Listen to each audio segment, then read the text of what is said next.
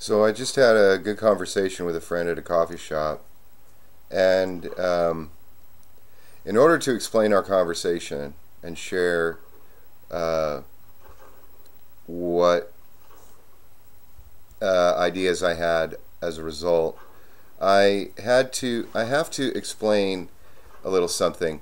Um, I enjoy Joseph Campbell, and I've read quite a bit of his stuff.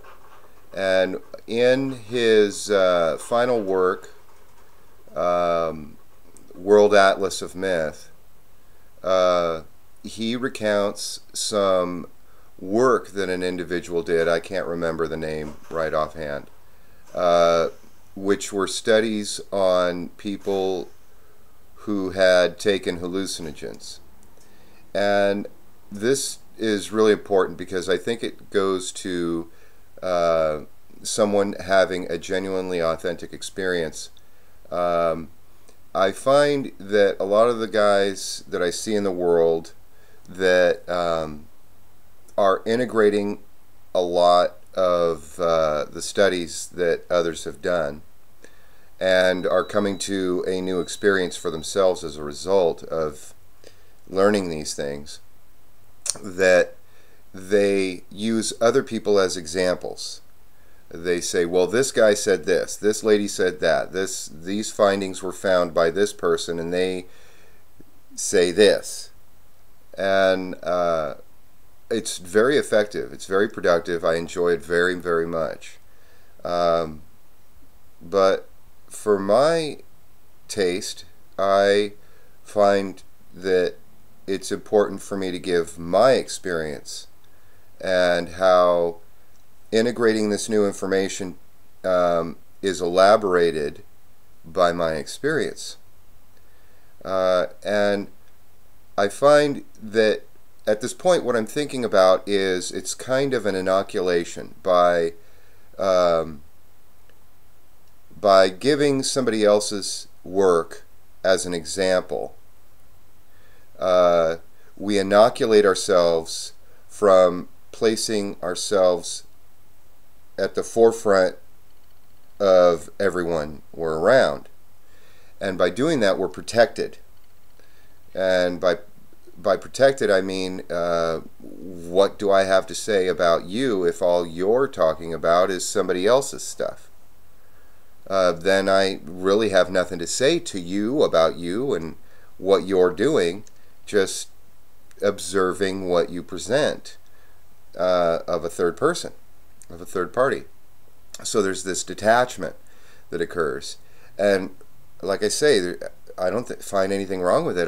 It's very effective in teaching me things. However, when I go to express, like in these journals, what I'm going through and who I am and what I'm about, my stance is, hey, this is me.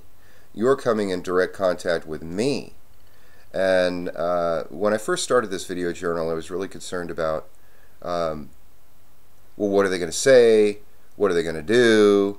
And I concerned myself for about a day or a week of, what kind of persona do I want to project? What kind of mask do I want to wear? And all these things were just very ungenuine to me. I understand that it takes a lot of skill and a lot of practice to be able to create a persona. It's very much like a woman putting on makeup. It can be done poorly or it can be done extravagantly. I want to refrain from saying done well, because ultimately it is a barrier between the genuinely authentic vision and what is being projected,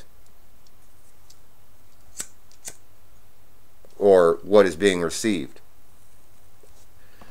There's a barrier between her face and me, and the barrier is what she wants to project, which is fine. It's perfectly wonderful. It can be quite wonderful.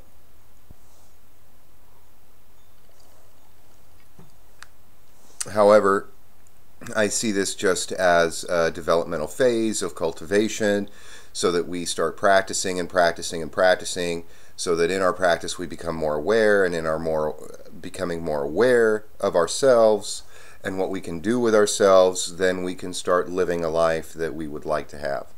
So all these things are just, it's schoolwork. These projections are school. It's not graduation day yet, because nobody is being themselves. They're being all these masks that protect them from being inundated by other people's realities, or what they think are realities. And this is what I'm getting to. My friend communicated with me that he had had an extreme situation in his youth. This was decades ago. And in